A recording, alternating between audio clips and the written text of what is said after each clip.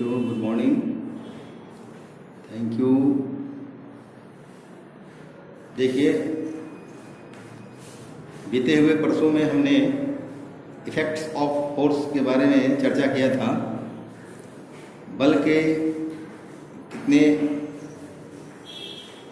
असर होते हैं, उन असरों के बारे में हमने समझा था। ये आपको आज जो है देखना है बल के असरों के बारे में, और उनके असर को कैसे हम एग्जाम्पल के द्वारा समझेंगे, इसको समझना है। तो वही डेटेड 27/6/2020 क्लास 9 फिजिक्स चैप्टर 1, ये आपका पार्ट 2 हो गया। पार्ट 2 हुआ, पार्ट 1 था उस रोज का, आज का पार्ट 2 हुआ फिजिक्स का। और देखिए, इधर जगह नीचे में था, थोड़ा ही लिखना था, नीचे में जगह था, तो हमने यहाँ केमिस्ट्री भी लिख दिया है आपका। और आपको ये केमिस्ट्री भी पढ़ाई हो जाएगी, है ना। मैं भी पढ़ा दूंगा केमिस्ट्री को, दोनों एक साथ हो जाएगा। आप फिजिक्स को पहले समझिए। We know very well that a force can not be seen but force can be judged only by the effect which it can produce in various bodies. जब विभिन्न बॉडी में फोर्स जब अपना इफेक्ट प्रोड्यूस करता है, तो उसको हम जज करते हैं, उसको अनुभव करते हैं और जज करते हैं। और फोर्स के जो इफेक्ट्स जो होते हैं वह है, a force can move a stationary body, जिसके बारे में हम लोग कल समझ गए थे। परसों हमने समझ लिया था अ force can stop a moving body, इसके बारे में समझ लिया था। तीसरा क्या था, अ force can change the speed of a moving body, इसको समझना है। A force can change the direction of a moving body, इसको समझना है। A force can change the shape and size of a body, इसको हम लोग ये डे आफ्टर टुमारो समझेंगे। तो देखिए, यहां समझना है क्या, a force can change the speed of a moving body. We have to take example, taking example we have to clarify, we have to get clear conception about this point that a force can change the direction of a moving body and a force can change the speed of a moving body. First of all, a force can change the speed of a moving body. इसको समझना है। Suppose that we are moving on a bicycle. हम लोग cycle पर move करते हैं। मान लिया कि हम मूव कर रहे हैं बाइसाइकिल पर किसी सर्टेन स्पीड से, किसी निश्चित स्पीड से हम लोग मूव कर रहे हैं। Now if someone pushes a moving bicycle from behind, अगर पीछे से कोई व्यक्ति, कोई आपका फ्रेंड अगर बाइसाइकिल को अगर पुश करता है, then the speed of bicycle increases. Bicycle का इंक्रीज क्या होता है, बढ़ जाता है, और ये बहुत तेजी से और ज्यादा तेजी से फास्टर मूव करने लगता है। दूसरी तरफ भी ध्यान देना है, on the other hand if someone pulls the moving bicycle from behind, है ना, then the speed of bicycle decreases and it will move slower. Therefore, a push or pull can change the speed of a moving bicycle. क्या कर सकता है, push or पुल, ये force है। तो ये फोर्स जो है पुश और पुल, वो क्या कर सकता है कि बाइसाइकिल के स्पीड को बढ़ा सकता है। पुश और पुल क्या कर सकता है, बाइसाइकिल के स्पीड को घटा सकता है ना। और वी नो वेरी वेली, है ना, and we know very well that a push or pull is called change the speed, है ना। क्या कहते हैं, we know very well that a push or pull is called force, so we can say that a force can change the speed of a moving bicycle or any other moving body. वही लिखा है, a force can change the speed of a moving bicycle or any other moving body. के force को ये क्या कर सकता है, इसके स्पीड को चेंज कर सकता है फोर्स। तो फोर्स इसके स्पीड को चेंज कर सकता है किसी दूसरे मूविंग बॉडी को या बाइसाइकिल के। जब कोई साथी पुश करता है तो बाइसाइकिल का स्पीड बढ़ जाता है, जब कोई साथी, है ना, पुल करता है तो बाइसाइकिल का स्पीड घट जाता है, जब हम बाइसाइकिल पर मूव कर रहे होते हैं तब। तो यह बात समझ में आई। तो इस तरह से हम देखते हैं कि if the force is applied in the direction of motion of a body, यदि डायरेक्शन बॉडी के मोशन के डायरेक्शन में यदि फोर्स अप्लाई हुआ, देन इट्स स्पीड इंक्रीजेज, इसका स्पीड बढ़ जाता है। On the other hand, if the force is applied in the direction opposite to the direction of motion of a body, यदि बॉडी के मोशन के डायरेक्शन के opposite में फोर्स अप्लाई हुआ, देन इट्स स्पीड डिक्रीजेज, इसका speed घट जाता है।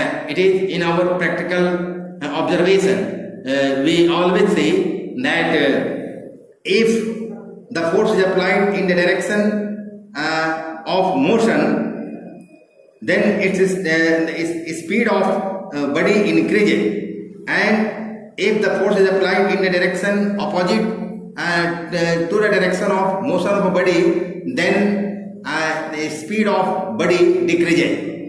दूसरा एग्जाम्पल हम लोग लेते हैं, when a ball is dropped from a height, अगर किसी ऊंचाई से किसी बॉल को हम नीचे गिराते हैं, its speed goes on increasing, इसका स्पीड बढ़ता है। यहाँ पर फोर्स कौन एक्सर्ट कर रहा है?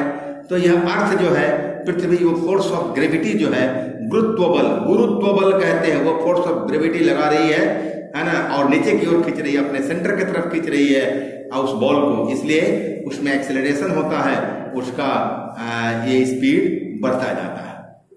तो इसीलिए लिखा कि its speed goes on increasing, the speed of a falling ball or any other falling body increases because the earth applies a pulling force on it which is known as the force of gravity, जिसके बारे में पहले भी मैंने कहा कि इसे force of gravity कहते हैं। ये अर्थ अप्लाई करता है फॉलिंग बॉडी पर, है ना, जिससे फॉलिंग बॉडी का वो क्या होता है, स्पीड जो है वो इंक्रीज होने लगता है ना। It is the force of gravity of the earth which pulls the falling ball towards its center and increases its speed, इसके स्पीड को बढ़ा देता है, फॉलिंग बॉल के स्पीड को बढ़ा देता है।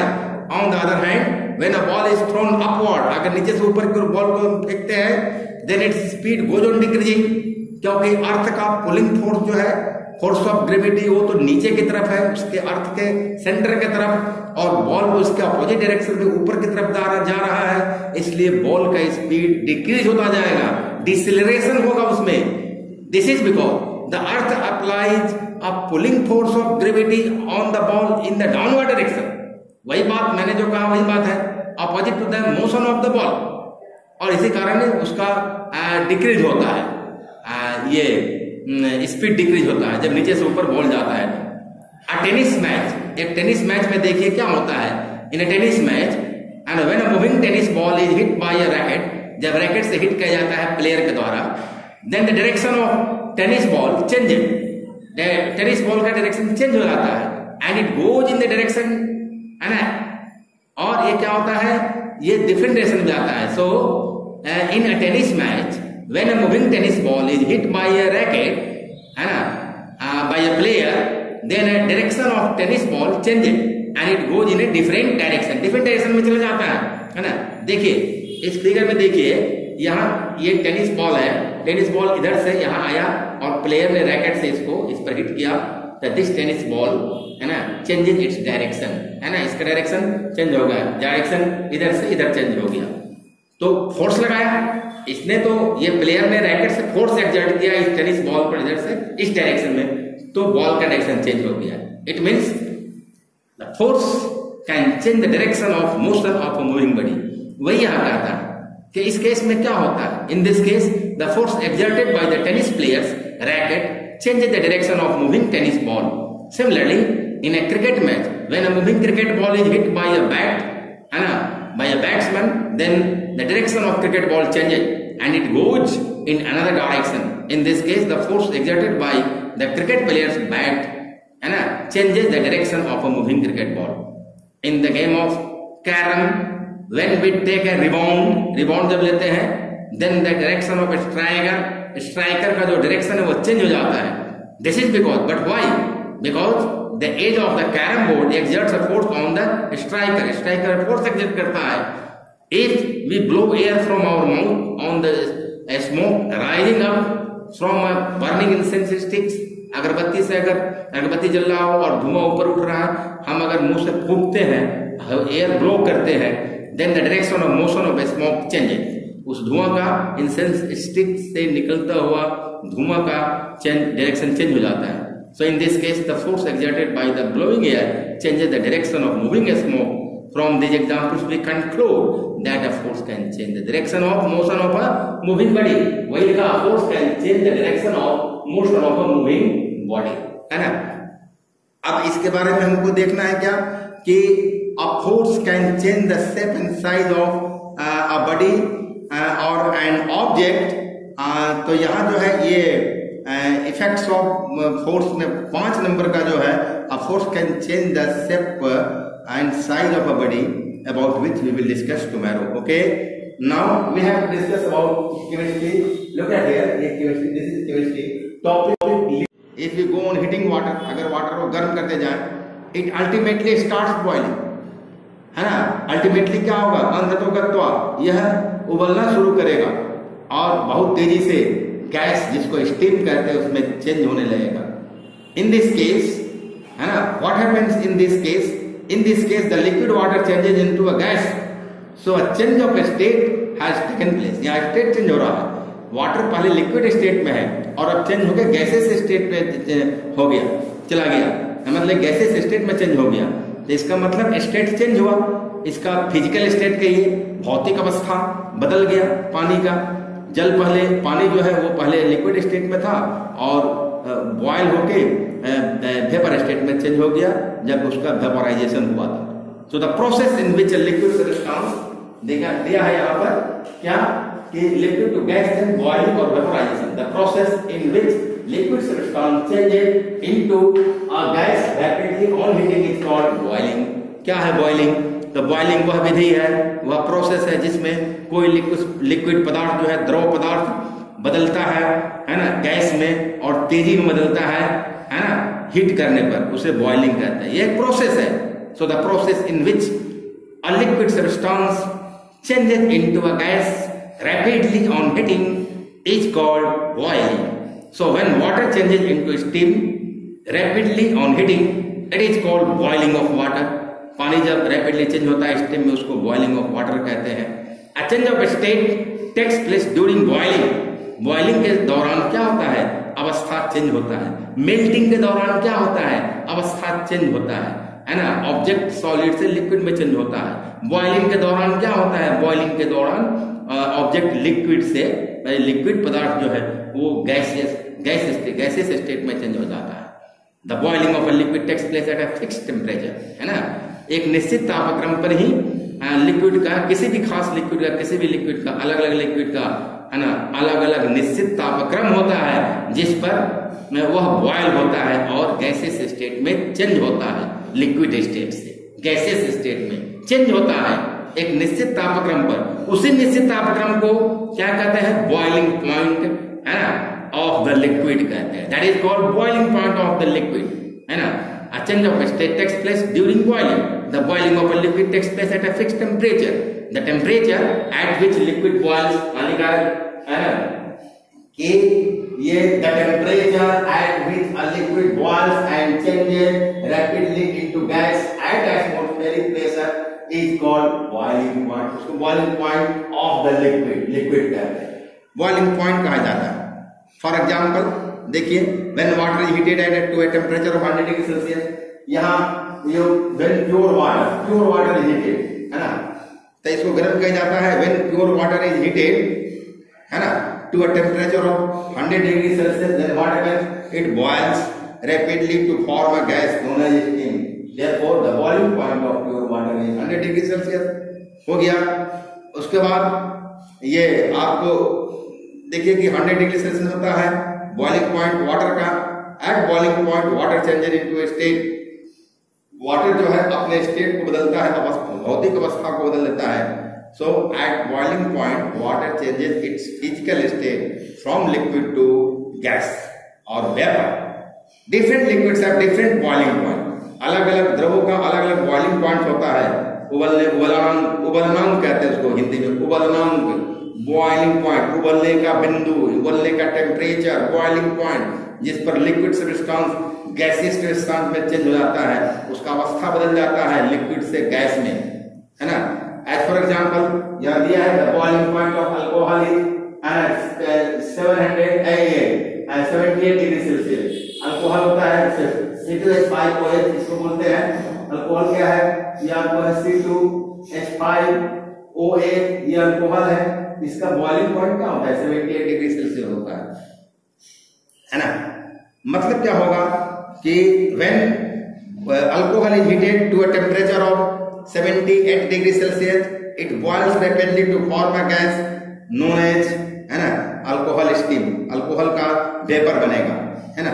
उसी तरह से बॉइलिंग पॉइंट जो होता है मरकरी का, देखिए, है ना, मरकरी का वो क्या होता है 357 डिग्री सेल्सियस होता है, बहुत हाई है इसका। The boiling point of major mercury is 357 degree Celsius. तो ये डिफरेंट जो बॉइलिंग पॉइंट है वाटर का, अल्कोहल का, मरकरी का, 3 एग्जाम्पल दिए गए हैं। इससे क्या पता चलता है?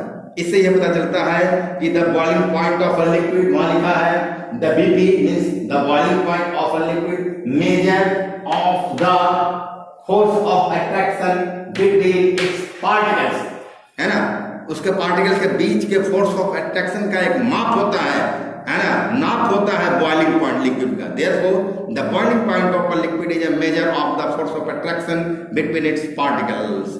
Higher the boiling point of a liquid, ज्यादा अगर बॉइलिंग पॉइंट है लिक्विड का तो क्या होगा, higher the boiling point of liquid greater will be the force of attraction between its particles, है ना। जैसे कि ये देखिए मरकरी का ये बॉइलिंग पॉइंट बहुत हाई है 357 डिग्री सेल्सियस। इसका मतलब मरकरी के पार्टिकल्स के बीच में इंटरमॉलिक्यूलर फोर्स बहुत हाई है, बहुत हाई है ना। इसलिए लिखा कि higher the greater point, high greater the ये क्या कहता है कि higher the boiling point of a liquid greater will be the force of attraction between the particle, है ना। तो मरकरी का इसमें एग्जांपल लिया, तो और मरकरी का 357 डिग्री सेल्सियस इसका है, क्या है इसका बॉइलिंग पॉइंट है, मरकरी का boiling point 357 degree Celsius, which tells us that the force of attraction between the particles of mercury is very strong. Now we will describe how a liquid changes into a gas on heating, about which we will discuss tomorrow, and I think that this much is enough for you. Okay, thank you.